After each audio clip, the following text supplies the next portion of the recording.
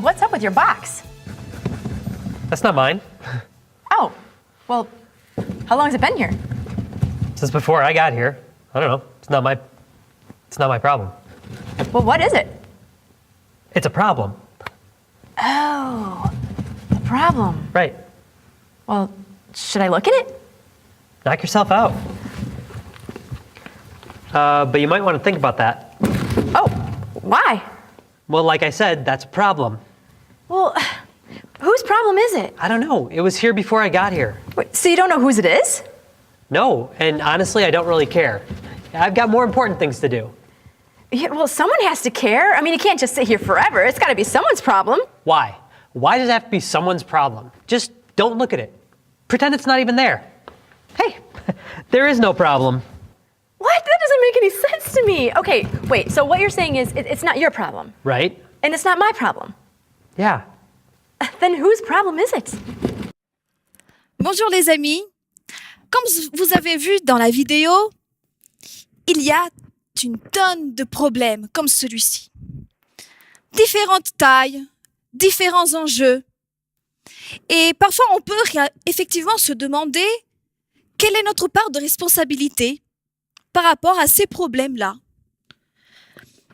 C'est pas forcément évident de savoir jusqu'où aller, comment réagir.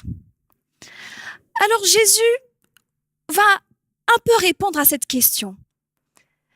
On va continuer à lire Matthieu 5 et aujourd'hui on va s'arrêter un peu au verset 7 qui dit « Heureux les miséricordieux, car il leur sera fait miséricorde. » C'est quoi la miséricorde? Alors, le mot français vient du latin misericordia. Je ne sais pas si j'ai le bon accent, peut-être pas. Mais en tout cas, misericordia, on pourrait le diviser en deux. Et puis, le début du mot, misère, veut dire les misères, pour parler des pauvres, de ceux qui sont dans la souffrance, dans le besoin. Et puis, corps, pour parler du cœur. En gros, miséricorde veut dire avoir le cœur tourné vers ceux qui sont dans la misère. Avoir le cœur qui bat pour les pauvres. Être attentif finalement aux souffrances qui existent dans le monde. Mais je suis allée encore plus loin et j'ai cherché la définition dans le dictionnaire Larousse. Et vous allez voir, c'est assez étonnant. Alors la première définition dit la miséricorde, c'est avoir pitié qui pousse à pardonner. C'est intéressant quand on parle de miséricorde, tout de suite on parle de pardon. C'est-à-dire que quand on a le cœur tourné vers les misères, on a un cœur qui est aussi prompt et prêt à pardonner. Et puis nous avons une deuxième définition qui dit c'est la disposition à venir en aide de celui qui est dans le besoin. Et je ne sais pas si vous remarquez, dans la première et deuxième définition, on utilise des verbes d'action.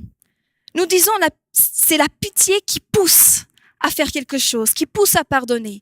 C'est une disposition qui nous fait venir en aide de celui qui est dans le besoin.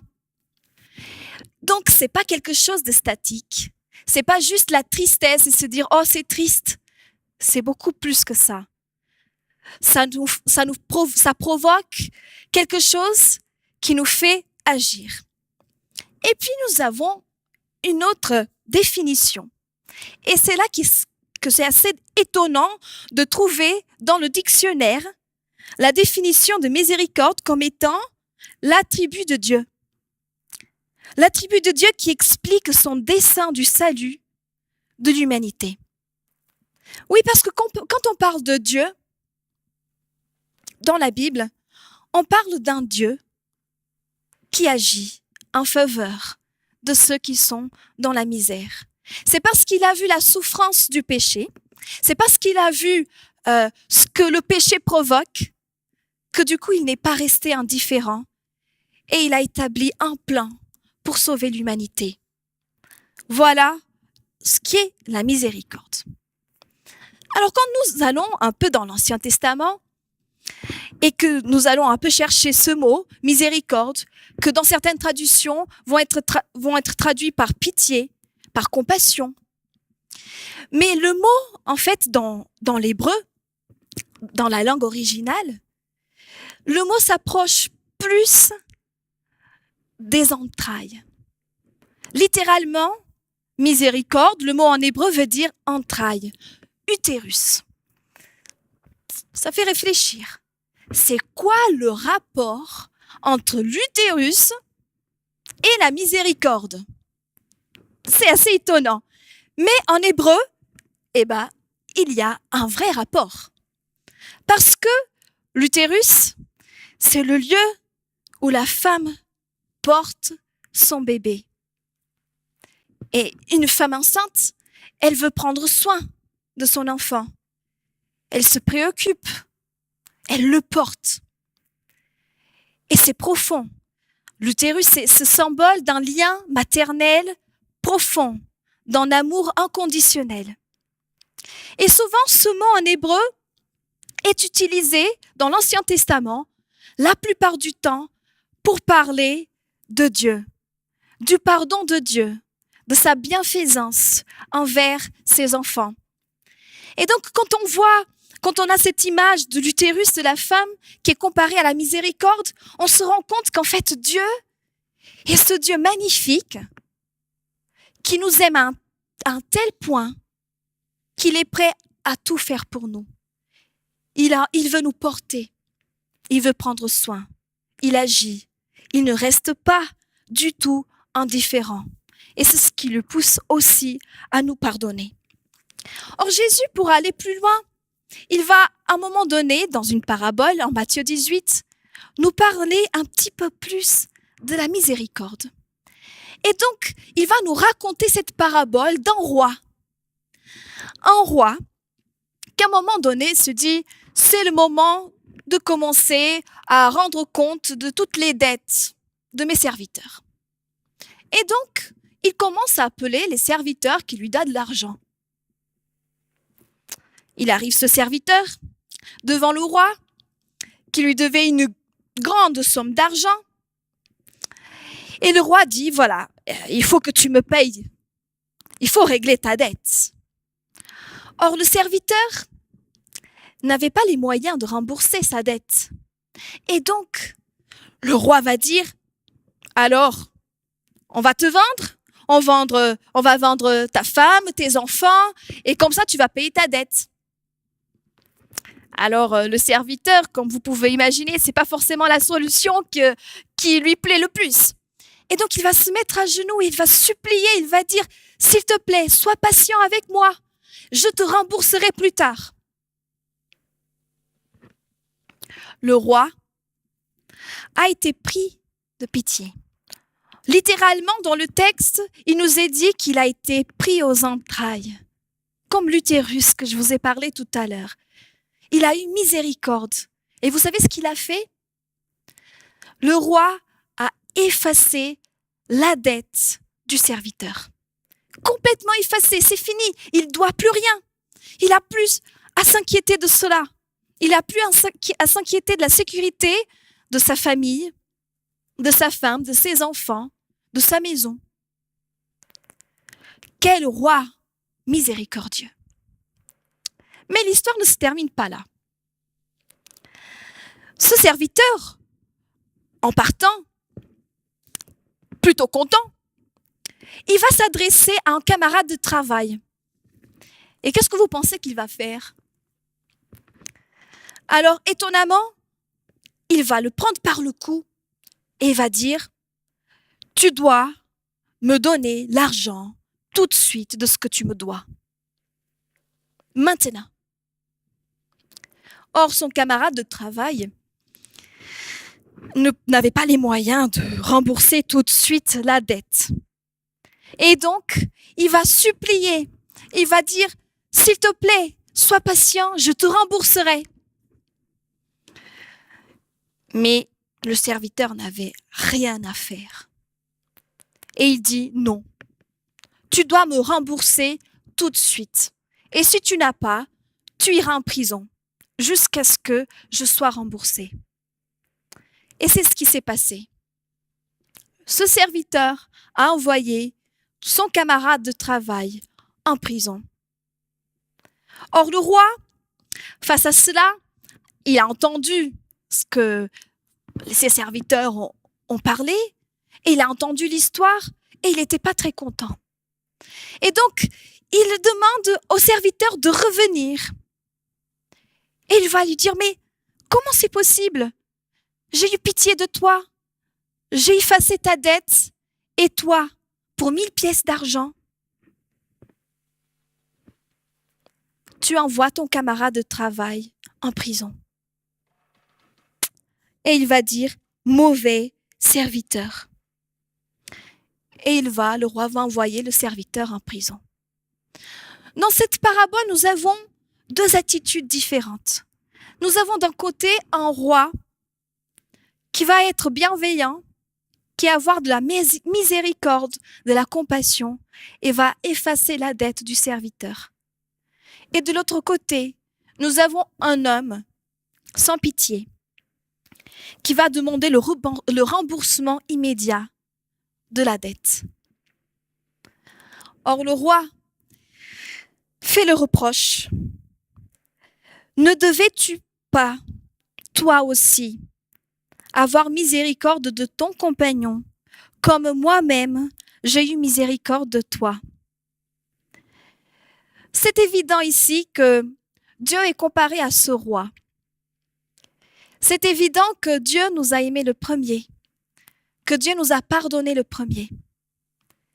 Mais c'est aussi évident dans la Bible que quand nous expérimentons l'amour de Dieu, quand nous expérimentons le pardon de Dieu, quand nous expérimentons sa miséricorde, cela produit quelque chose en nous. Parce que la miséricorde, c'est pas juste être attristé. C'est un mouvement qui est à l'intérieur et qui va vers l'extérieur et qui nous amène à pardonner de la même manière que Dieu nous a pardonné. La miséricorde, c'est ce mouvement où je reçois l'amour de Dieu, la miséricorde de Dieu, et du coup, je l'offre aux gens qui m'entourent. La miséricorde, c'est ce qui nous pousse à agir, comme Dieu a agi envers nous. Mais voilà, il y a tous les problèmes. C'est pas les miens, c'est pas mon problème ici. Mais c'est le problème de quelqu'un. Et qu'est-ce que je vais faire? Dieu, en tout cas, il nous appelle à être différents. Mais c'est tellement plus facile de dire que de le faire. C'est pas plus simple de parfois rester plutôt indifférent et de se dire, ah non, mais je vais pas y toucher. Surtout pas. Ce n'est pas plus simple de se dire chacun pour soi, chacun ses soucis. Et parfois, nous sommes pris par notre quotidien, nos devoirs, nos loisirs, l'école, les copines, les copains, nos propres soucis aussi. Et parfois, nous sommes entraînés dans ce quotidien et nous oublions ce qui nous entoure. Nous oublions les misères qui nous entourent, parfois parce que nous voyons seulement notre personne et ce que nous vivons. Or, Dieu nous appelle à être différents. C'est vrai qu'il y a la tentation de rester sans se soucier des choses qui nous entourent, des problèmes qui ne sont pas les nôtres. Mais Dieu a dit, sois différent. Dans cette société qui t'entoure, sois différent. Et Jésus dit plus que ça encore. Il va dire, et en plus, ça va te rendre heureux. Te soucier des autres, avoir de la miséricorde, ça va te rendre heureux. Mais c'est magnifique alors. Avoir le cœur qui bat pour les misères du monde. C'est une question de cœur. Alors, Regardez la suite du texte au verset 8, où Jésus dit « Heureux les cœurs purs, car ils verront Dieu ». Là encore, on parle de cœur. Mais on a l'impression quand même que la barre commence à monter. D'abord, déjà, c'est assez difficile d'avoir un cœur porté vers les misères, parce que ça nous demande de nous décentraliser de nous-mêmes, de faire l'effort de nous décentraliser de nous-mêmes pour nous tourner vers les autres. C'est déjà difficile. Mais maintenant, Jésus nous dit, heureux les cœurs purs, mais ouf, toutes les questions qu'on peut se poser. Seigneur, est-ce que mon cœur est assez pur? Seigneur, est-ce que mon cœur est assez miséricordieux? Est-ce que on rentre pas là, un peu dans l'impossible? Est-ce que c'est possible? Est-ce que je suis assez pur, Seigneur? Dans la Bible, quand on parle de cœur, c'est bien plus que juste l'organe vital qui bat et qui nous fait vivre, bouger. Le cœur, c'est le siège de notre volonté, de notre pensée, de nos émotions. Et la Bible nous dit que le mal et le bien que nous faisons vient de ce que nous nourrissons dans notre cœur. Donc le bien que je fais, c'est parce que, en quelque sorte, mon cœur a nourri une volonté, une pensée tournée vers le bien. Et la même chose pour le mal. Alors quand on parle ici des cœurs purs, nous sommes en train de parler de ceux qui agissent selon un cœur droit. Nous sommes en train de parler d'un cœur qui recherche Dieu, qui recherche sa volonté. Et c'est vrai que parfois on peut se dire, mais ouf, quand on parle de cœur pur, on a l'impression que tout est blanc, que tout est parfait, que c'est des personnes parfaites. Mais en fait, rien n'est parfait. Nous ne sommes pas parfaits. Les choses ne sont pas toutes blanches, toutes roses. Quand on parle de cœur pur, nous parlons d'un cœur qui se laisse transformer par notre Dieu. Nous ne parlons pas d'un cœur parfait, mais nous parlons d'un cœur qui a la volonté de suivre Jésus. Et c'est ça qui fait la différence. Se laisser transformer par Dieu. Et il nous est dit, les cœurs purs verront Dieu. Verront Dieu non parce qu'ils sont parfaits, mais verront Dieu parce qu'ils ont la volonté de suivre Jésus. Or oui, Dieu nous appelle à être différents, mais pas à être différents juste pour être différents. La différence ne se trouve pas en moi. La différence se trouve dans ce que Dieu peut faire dans ton cœur, dans ce que Dieu peut faire dans ta vie. Et donc, pour avoir un cœur qui bat pour les misères du monde, pour avoir un cœur pur, il suffit de nous tourner vers ce Dieu qui transforme les cœurs. Cela ne vient pas de nous, mais c'est un don de Dieu. Et il y a ce texte que j'aime beaucoup qui se trouve en Ézéchiel 36, au verset 26. « Je vous donnerai un cœur nouveau. Je mettrai en vous un esprit nouveau. J'enlèverai votre cœur insensible, comme une pierre, et je le remplacerai par un cœur réceptif. » Voilà la promesse que Dieu nous fait et qui est juste merveilleuse. Dieu nous offre un cœur